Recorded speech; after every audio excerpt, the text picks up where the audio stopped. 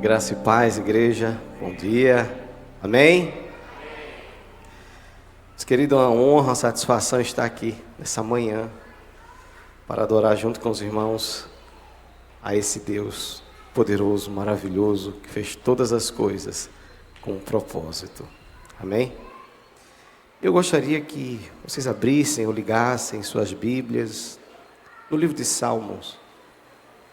Salmo 119.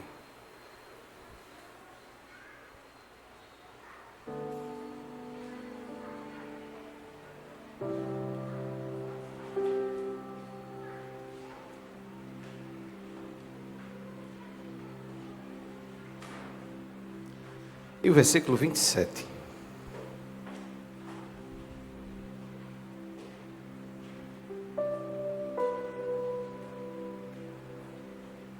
Todos acharam? Amém? Que diz assim: faz-me discernir o propósito dos teus preceitos.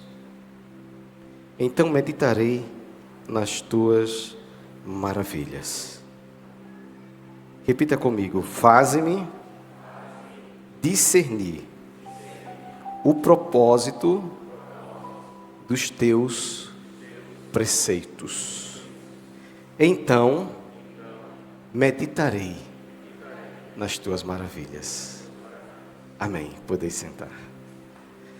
Ó Deus maravilhoso, nós te louvamos e te agradecemos, Senhor, por esse momento. Que teu nome seja glorificado e engrandecido. Faça, Senhor, essa manhã o teu propósito conforme a tua vontade. Amém. Meus queridos, o trecho da palavra de Deus que acabamos de ler fala de uma palavrinha e tem mexido muito comigo durante esses últimos anos a respeito de propósito.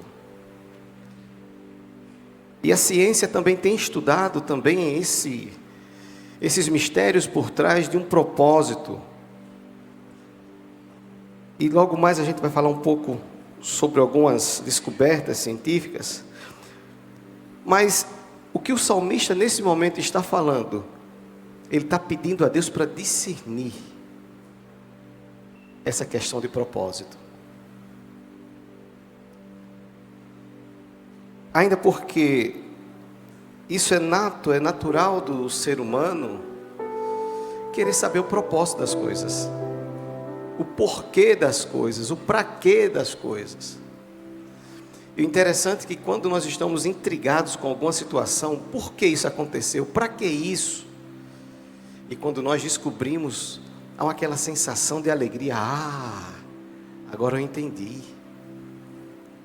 E depois que você entende esse mistério, é natural que você fique lembrando aquela situação. Agora isso faz isso. Começa a ligar os pontos e agora tudo faz sentido. E quando você fica pensando nisso, associando aqui aos preceitos de Deus, você está meditando na beleza, na maravilha do grande arquiteto do universo. Como é que Deus pensou dessa forma? Mas que coisa linda, que coisa maravilhosa. Então é exatamente isso que o salmista está falando. Ele pede a Deus o discernimento, porque existem questões que o deixavam angustiado. Se nós prosseguirmos a leitura, no versículo 28, a gente vai entender o contexto. Ele diz assim: a minha alma se consome de tristeza, fortalece-me conforme a tua promessa. Interessante que quando a gente tem algumas questões não respondidas, alguns conflitos, algumas tribulações, que por que e para que está acontecendo, e a gente não tem uma resposta, isso nos consome. Nos consome profundamente, isso nos deixa angustiado. E o salmista sabe, a experiência que ele está colocando aqui, é que quando Deus revela, faz ele discernir aquilo tudo, ele sente prazer em meditar na beleza das maravilhas de Deus. E é dessa forma, até hoje, é dessa forma. Quando Deus ele começa a te mostrar de revelar o porquê e o para quê de determinadas situações que adviram a tua vida, há uma sensação de alegria. O apóstolo Paulo, ele escreveu lá em 2 Coríntios, dizendo assim que a vossa breve e momentânea tribulação produz em nós, produz para nós um peso eterno de glória.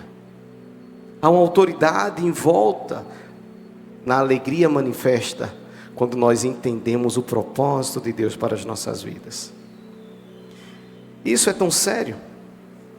Isso pode explicar a questão do propósito e da resiliência.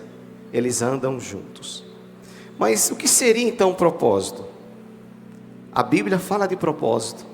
Tem um conceito bem específico e ao mesmo tempo bem generalista sobre o que seria propósito. E um conceito bem mais abrangente. A ciência diz que propósito é a percepção de que a vida ela tem intenção, ela tem sentido e ela tem direção. A vida não é casual, não é obra de um acaso.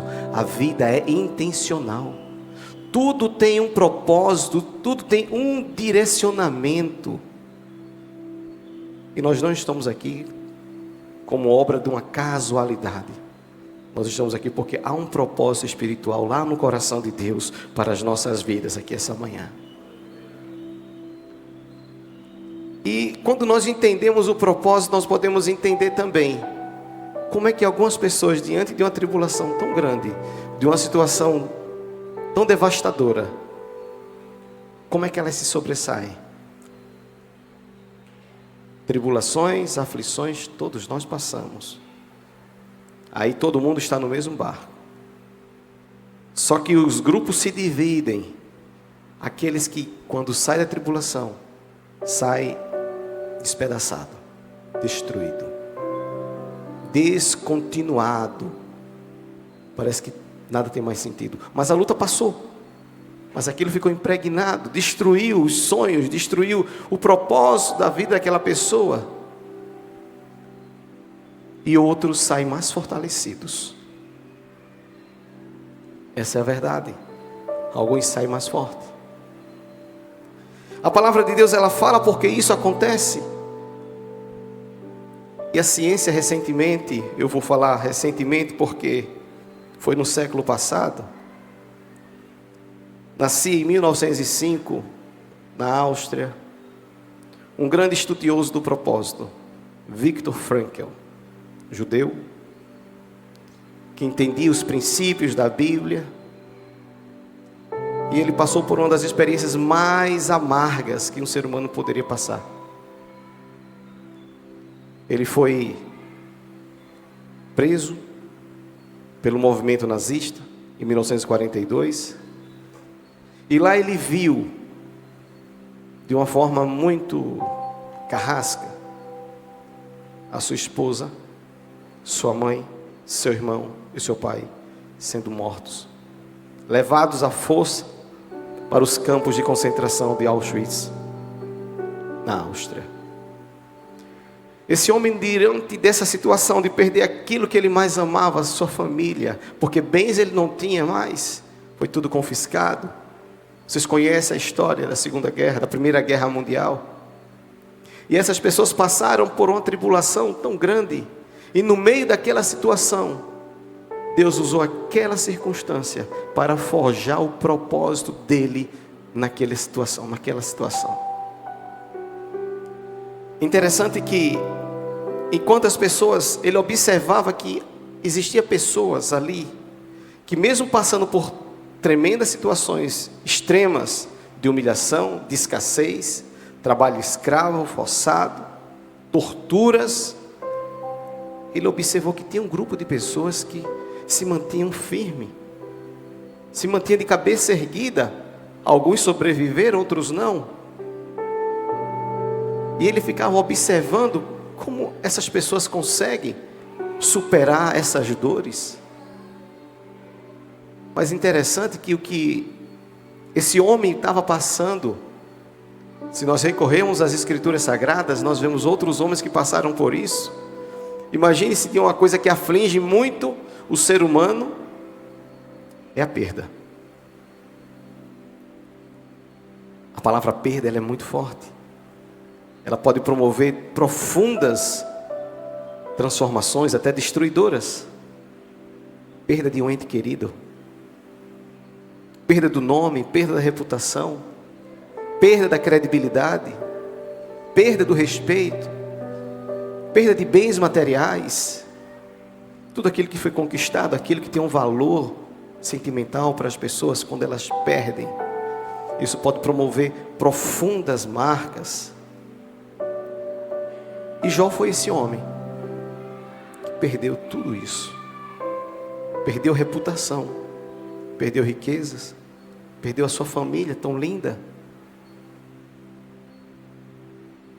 E ainda o colocaram no inferno, os próprios amigos, falando que tudo que estava acontecendo na vida dele era porque ele era um pecador, tinha pecados.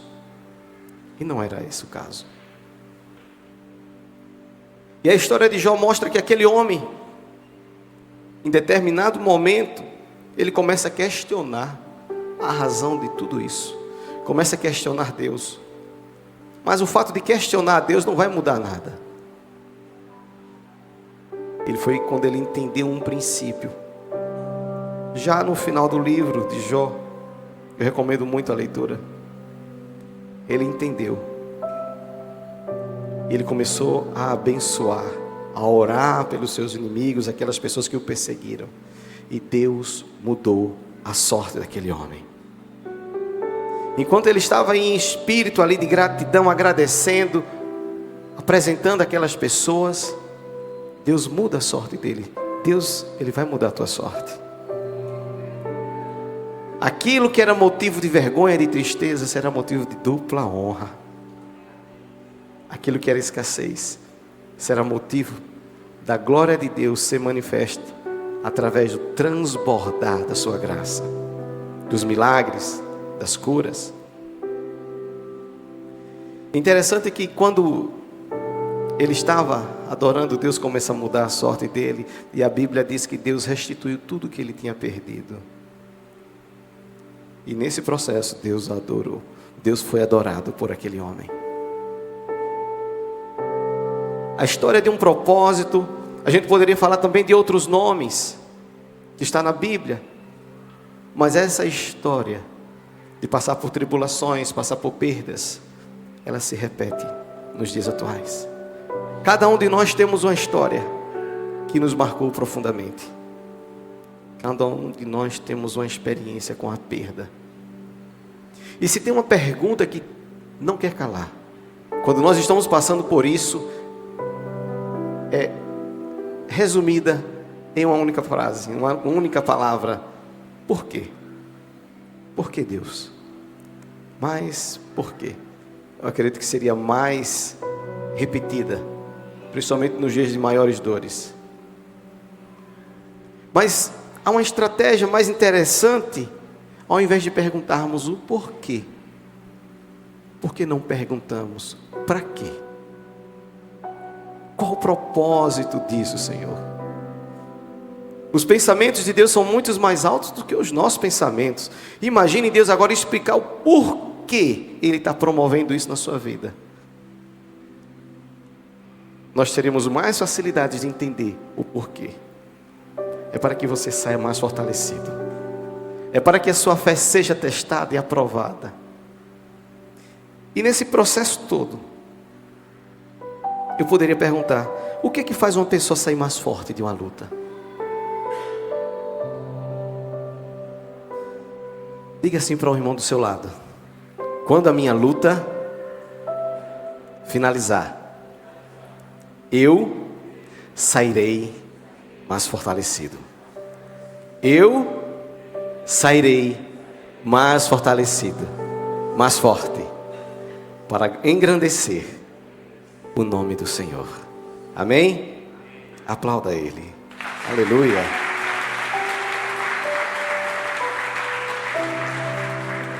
Então tudo que a gente vê tem um propósito. mas nem tudo está vivendo o seu pleno propósito. Um exemplo, um livro. O propósito do livro é armazenar e transmitir conhecimento. Alguém tem uma história, alguém tem uma experiência, e ele coloca em um livro. E alguém adquire um livro, inicialmente o propósito principal seria aprender, receber daquele conhecimento.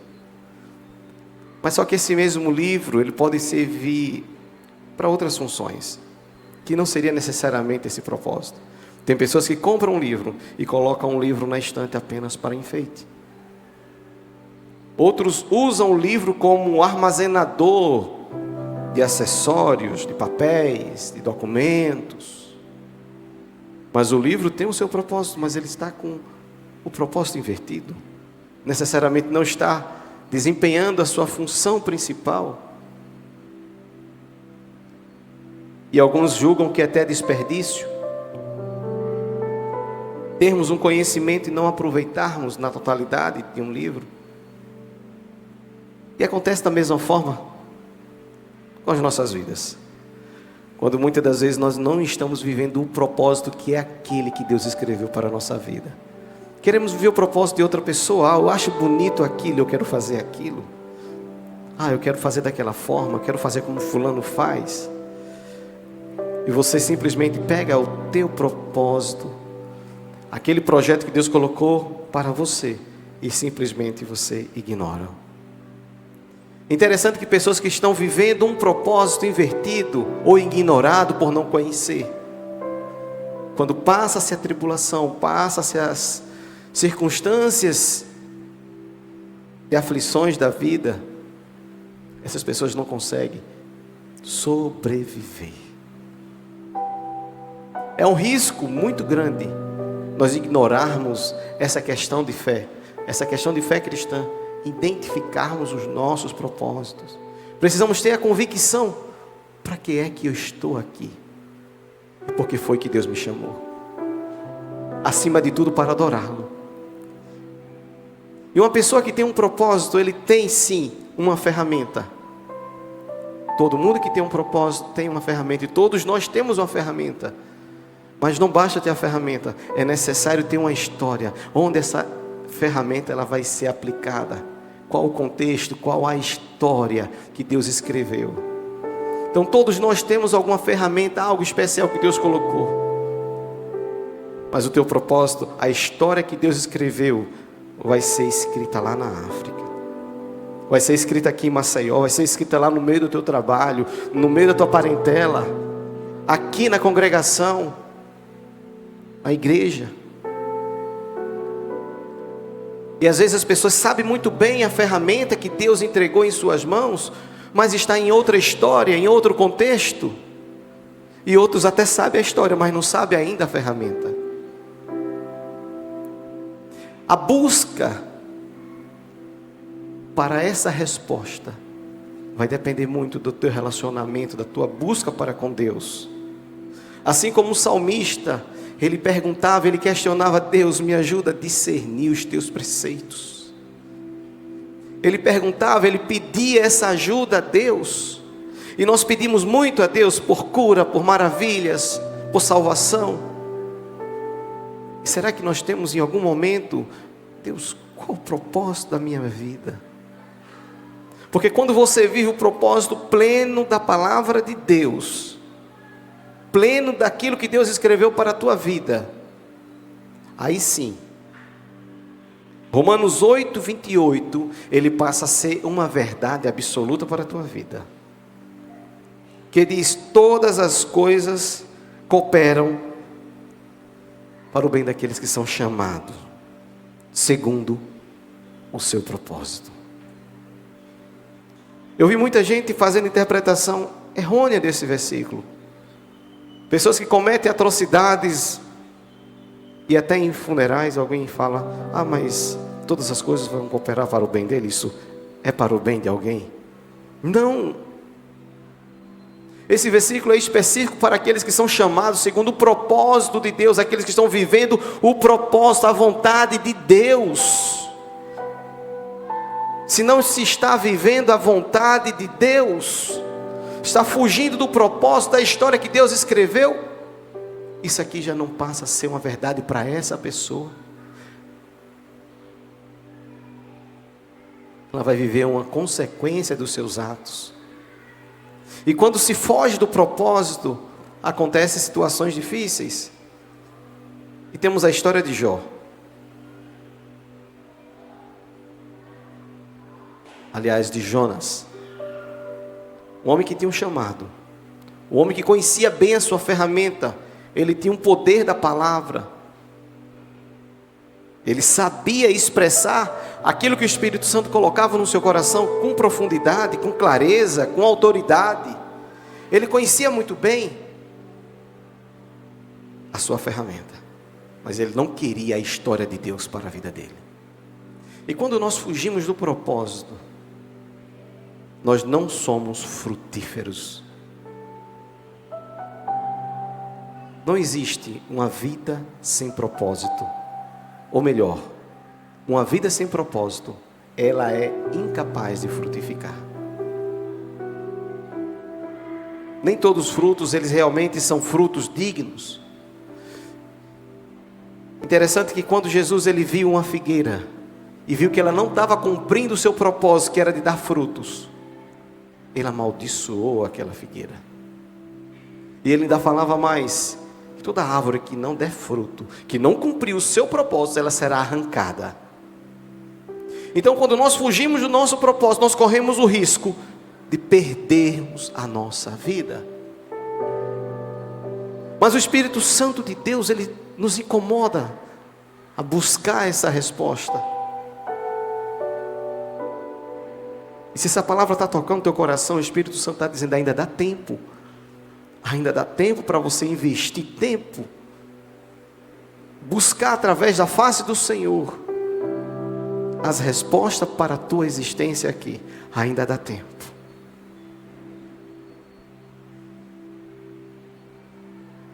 E Jonas recebeu uma ordem.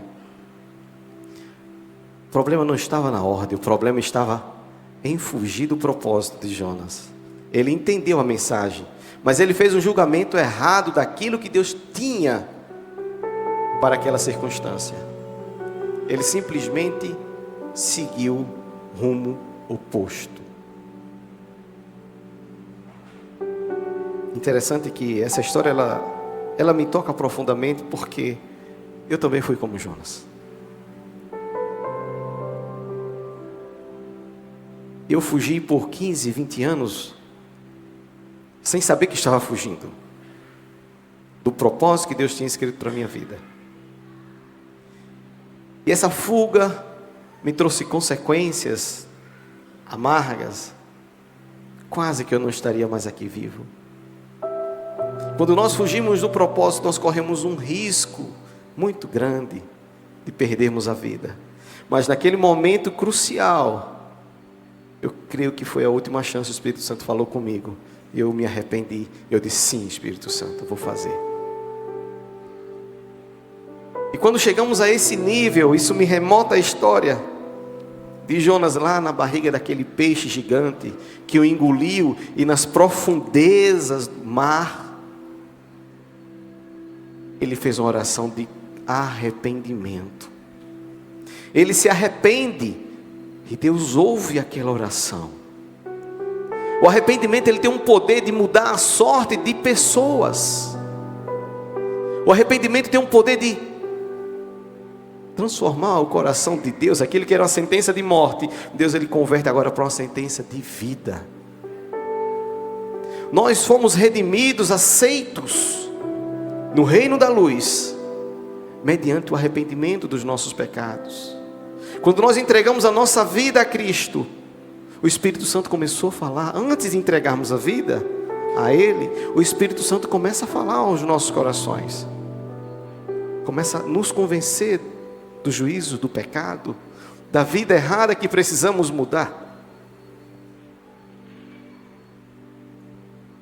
Esse processo, o Espírito Santo começa a trabalhar profundamente no nosso íntimo. E lá no nosso íntimo, mesmo sem saber, nós dizemos sim para o Espírito Santo. Levantamos as nossas mãos: Deus, eu quero isso. Eu quero isso para a minha vida.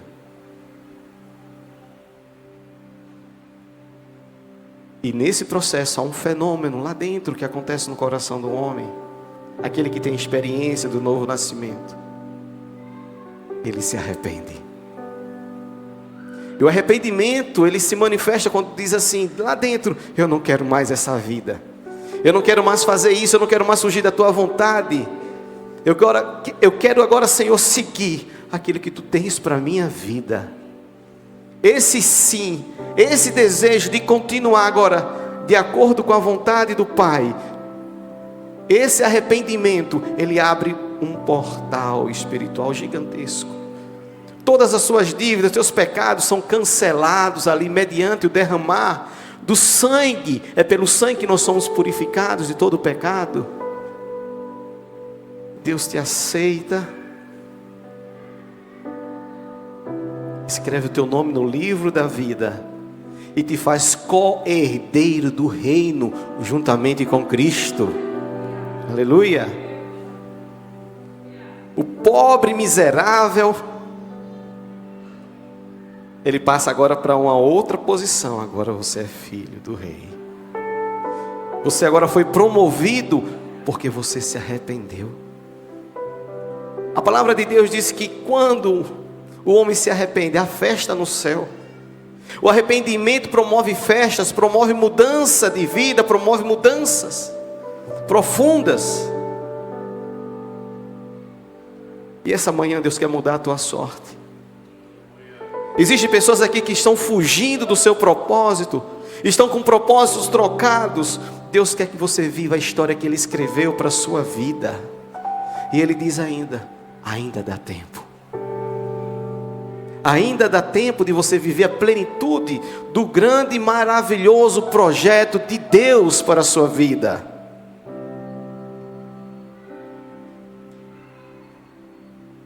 E naquele arrependimento que Jonas estava vivenciando, confessando a Deus ali naquele peixe, Deus começa a mudar e faz com que aquele peixe vomite na praia. E ele já sai em direção à cidade que Deus tinha escrito. E ele prega a palavra. E ele usa a ferramenta conforme a história que Deus tinha escrito. E a Bíblia diz que aquela cidade toda se arrependeu e se entregou ao Senhor Jesus. Durante todo esse processo nós entendemos que não adianta fugir. Porque quando nós não vivemos o nosso propósito, nós não somos felizes. É como se estivesse buscando tapar o sol com a peneira. Há uma necessidade dentro de nós de sentirmos felizes, realizados com aquela ferramenta, com a história que Deus escreveu para a nossa vida.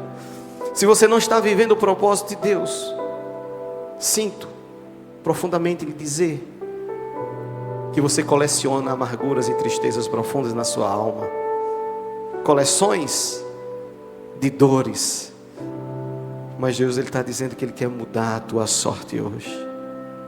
Ainda dá tempo de você investir, porque Deus está pronto a te revelar, a mostrar para que é que você veio a esse mundo. Aleluia. Existe uma ligação muito grande entre propósito e resiliência. A palavra resiliência, ela é utilizada tanto pela psicologia quanto pela engenharia de materiais. Os materiais, eles têm uma propriedade, seja ele metálico, vidro, seja madeira, ele tem uma propriedade que é medida por instrumento chamado resiliência. E há uma briga, os psicólogos dizem, não, esse conceito foi nosso. Os engenheiros de materiais, não, esse conceito é da física, é da fisicoquímica, é nosso. Mas não importa. Eles falam da mesma coisa com ferramentas diferentes. E o que seria resiliência? Se nós analisarmos do ponto de vista físico, todo material ele tem uma flexibilidade. Alguns praticamente não têm. Se eu pegar um celular como esse aqui e tentar flexibilizar, ele vai quebrar. Mas se isso fosse uma régua, por exemplo, Eu poderia tracionar, colocar uma força e ela poderia se envergar, fazer aquele arco. E ela tem um limite. Ela chega até um limite. Se eu passar daquele limite, o limite plástico, ela vai quebrar. A resiliência é a capacidade que esse material tem de se flexibilizar totalmente sem se quebrar, sem perder as suas características principais, sem fragmentações. Isso seria exatamente a resiliência. E os psicólogos falam que é a capacidade de se conviver, se adaptar a uma situação de perdas, de estresse. E depois que aquela situação é removida, você volta ao normal. Mais forte do que antes. Então as pessoas que têm um propósito definido, quando vem a tribulação, ele se flexibiliza, quase que morre, mas não morre. Deus o permite que ele sobreviva e conte as maravilhas, os milagres, a provisão sobrenatural que Deus promoveu na vida daquela pessoa. E quando o Viktor Frankl, ele passou pelos campos de concentração, ele entendeu que uma vida sem propósito é uma vida vaga, vazia. As pessoas que não estão vivendo o seu propósito, eles não conseguem superar dores, perdas. É o tempo todo olhando para trás. Eles não conseguem enxergar o futuro. No futuro tem uma bênção para mim. Hoje Deus vai falar comigo. Amanhã Deus vai continuar falando comigo. As pessoas que estão ainda sem identificar o seu propósito, o tempo todo é olhando para o passado. Eles não conseguiram libertar de uma carga, de uma perda profunda. Ainda há uma dor muito grande no seu coração. Mas saiba que Deus, ele também cura. Deus, ele restaura. Mas é necessário uma posição, uma atitude nossa, pessoal, de arrependimento. Deus, eu quero agora, a partir desse momento, viver o teu propósito para a minha vida. Porque assim, dessa forma, todas as coisas que aconteceram na tua vida, elas cooperarão para o teu bem. Necessariamente, quando nós vivemos conforme a vontade de Deus para as nossas vidas. Uma vida sem propósito, segundo Viktor Frankl, é uma vida de coleções de dores e de angústias. Pessoas que têm um propósito definido, eles sabem para onde vão, sabem de onde vieram e sabem para onde estão caminhando. Pessoas que não têm um propósito de vida, eles repetem aquele jargão: deixa a vida me levar como Deus quiser, do jeito que Deus fizer está bom para mim. Como se não estivesse se importando com seus passos, com suas atitudes, como se estivesse transferindo as suas responsabilidades para Deus. Viktor Frankl escreveu uma frase dizendo que nós temos uma responsabilidade muito grande com a vida. Eu gostaria de ler esse trecho. O que importa, em última análise, segundo Viktor Frankl, não é o que esperamos da vida, mas o que a vida espera de nós. A vida exige que cada um de nós assuma responsabilidades pela própria vida. Se eu fosse reescrever essa história conforme as Escrituras, eu escreveria da seguinte forma: o que importa em última análise não é o que esperamos de Deus, mas o que Deus espera de nós. Deus exige que cada um de nós assuma a responsabilidade pela sua própria vida. Deus nos entregou o dom da vida, e que Deus espera é que você use essa vida para adorar e engrandecer o nome dEle. E você só pode fazer isso em total plenitude quando você está vivendo o propósito. Eu fico pensando como é que Jonas, fugindo do propósito de Deus, indo para a cidade contrária, como é que ele poderia adorar a Deus se ele estava em desobediência a Deus? quando nós não estamos vivendo o nosso propósito, nós estamos em desobediência. Como em desobediência nós podemos adorar a Deus? Ele simplesmente não recebe essa oração, essa adoração. E Jesus fala que Ele está procurando os verdadeiros adoradores, aqueles que o adoram em espírito e em verdade. A fuga do propósito muitas das vezes está associada ao medo. Mas eu não quero, vou passar por isso, Senhor.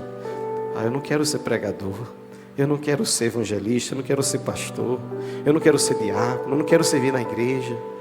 Isso não é legal, isso não é bom. Por isso começa a criar ideias. A palavra de Deus diz: viva o seu propósito, porque a vontade de Deus, ela é perfeita, ela é agradável. Muitas das vezes o medo nos impede de mergulharmos na sua plenitude de sua vontade. Mas quando nós confiamos em Deus, Ele faz um milagre. Aquilo que você imaginava de tão negativo é bênção. Aquilo que você pensava que seria motivo de escassez será motivo de transbordamento. Somos chamados a ter uma vida de propósito, para que a nossa resiliência, a nossa capacidade de enfrentarmos as aflições, as adversidades, através dessa resiliência, dessa força, ela seja ampliada cada vez mais. Aleluia. Então a vontade de Deus, ela é perfeita, ela é agradável. E quando nós nos mergulhamos em seu propósito, nós experimentamos o seu sobrenatural. Essa manhã nós somos convidados a refletir sobre esse tema. Como é que está a tua força diante das aflições? Você ainda tem esperança? Será que aquela causa impossível, difícil, você ainda se mantém firme, sabendo que Deus, Ele vai agir? Ou você já entregou os pontos? Ou é muito difícil? A sua fé já não te sustenta mais nessa trajetória? Será que você está vivendo a história que Deus escreveu para você? Ou será que você está vivendo uma fuga de identidade? Será que você quer viver o propósito de outra pessoa? Essas questões, que muitas das vezes têm perseguido milhares e milhares de pessoas, ela talvez tenha perseguido a tua mente. Então, como é mais interessante, não importa mais o porquê. O porquê Deus, Ele te colocou nessa situação. O porquê Ele permitiu você estar passando por isso. Mas a partir de hoje você possa falar de uma forma diferente. Para quê? Para que é que eu estou passando por isso? Qual é o propósito das minhas dores e tribulações? Viktor Frankl, ele veio ao Brasil nos anos 80. Ele chegou a ensinar em algumas universidades aqui, como um professor visitante. E faleceu em 1996. Se ele estivesse vivo hoje, estaria com 119 anos. Eu poderia chamar que a história de Viktor Frankl seria a história de Jó contemporânea. Mas assim como o Viktor Frankl, tem pessoas aqui que talvez tenham passado por dores e perdas tão profundas. Que nós possamos aprender com esses homens, com Jó, com Jonas e com Viktor, a essência, o propósito de ter passado por essas tribulações. Eu quero muito agradecer a todos vocês que têm orado pela minha vida, pela minha família, porque essas orações Deus tem verdadeiramente escutado. Verdadeiramente Deus tem nos sustentado em seus caminhos. E é com muita gratidão que eu posso falar dessa forma, que Deus, Ele fez maravilhas. Aqueles que semeiam com lágrimas, semearão, colherão sorrindo. Então, se a tua vida tem sido marcada por dores e tribulações, procure ajustar, a partir de hoje, o propósito de Deus na sua vida. Procure buscar, com toda a sua força, a razão da sua vida. Por quê? A palavra de Deus diz que nos últimos dias, Deus derramará do seu Espírito sobre toda a carne, para que você manifeste verdadeiramente a glória, a presença de Deus. Você evangelize os pobres, necessitados, os aprisionados de espírito, e os conduza ao reino da luz, ao caminho da verdade, e possamos cantar adorando em verdade, que para adorar o nome dele foi que nós nascemos. Eu gostaria que vocês ficassem de pé essa manhã, nesse momento.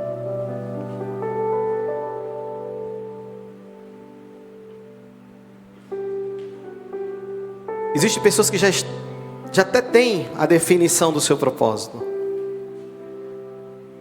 mas parece que surgiu uma dúvida. E normalmente as dúvidas surgem quando somos assaltados por uma tribulação repentina, por uma perda repentina. Está tudo muito bem, você tem convicção plena do teu chamado, do teu propósito, mas quando tem aquela perda, quando tem aquela notícia, primeira coisa que se vem à mente: será que é isso mesmo, Senhor? Será que foi para isso mesmo que tu me chamaste?